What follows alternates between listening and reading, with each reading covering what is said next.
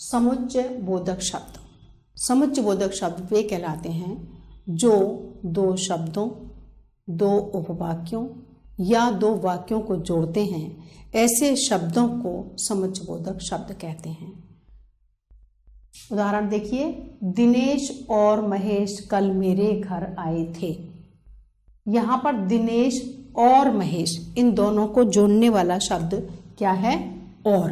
तो यहाँ पर इस और शब्द ने दोनों को, शब्दों को जोड़ा है, दो शब्दों को। दूसरा वाक्य देखें, तुमने बहुत मेहनत की लेकिन सफल न हो सके।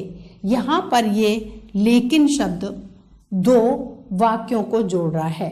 आपने बहुत मेहनत की, एक वाक्य हुआ, लेकिन सफल न हो सके, दूसरे वाक्य को जोड़ रहा है। और तीसरा वाक्य लें, आशना कल आई और आज चली गई। अब ये यहाँ पर भी दो वाक्यों को जोड़ रहा है। इनमें फर्क क्या है कि ये समुच्चय बोधक शब्द है। अब इनका पद परिचय करते समय हमें सिर्फ ये बताना है कि ये कौन सा शब्द समुच्चय बोधक है और ये किसको जोड़ रहा है, शब्दों को जोड़ रहा है या वाक्यों को जोड़ रहा है या उपवाक्यों को जोड़ रहा है, उनके बारे में बता रहे हैं। तो हम यहाँ पर ध्यान देंगे कि हमने सिर्फ और का अगर पद परिचय देना है, पद परिचय जब हम करेंगे तो क्या लिखेंगे? ये समुच्चय बोधक शब्द है और दो शब्दों को जोड़ रहा है। दिनेश और महेश दो शब्दों को जोड़ रहा है, वाक्यों को नहीं, शब्दों को जोड़ रहा है। सिर्फ इतनी सी बात लिखने पर ही इसका परिचय पूर्ण होगा।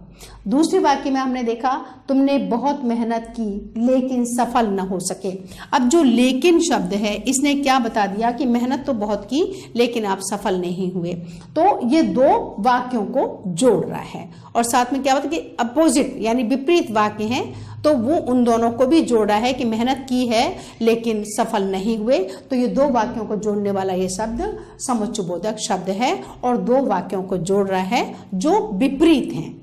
व्यधिकरण है, उसमें विपरीत शब्द हैं, लेकिन उनके दोनों को जोड़कर ये जोड़ने वाला ये शब्द है लेकिन। तो हम लेकिन लिखेंगे और लिखेंगे समुच्चय बोधक शब्द है और दो वाक्यों को जोड़ रहा है। तीसरा वाक्य लें, आशना कल आई और आज चली गई। ये दोनों पूर्ण वाक्य, आशना कल आई पूर्ण वाक्य है, आज चली गई ये भी पूर्ण वाक्य है और ये दोनों ही वाक्यों को जोड़ रहा है। तो बहुत ही सरल है समुच्चय बोधक शब्दों का पद परिचय करना। सिर्फ हमने भेद बताना है कि ये कौन से शब्दों को या कौन से उपवाक्यों को या कौन से वाक्यों को जोड़ रहा है और जोड़ने वाले क्या हैं, शब्द क्या है और किसको जोड़ रहा है। बस इतनी सी बात हमने इसके परिचय में बतानी है।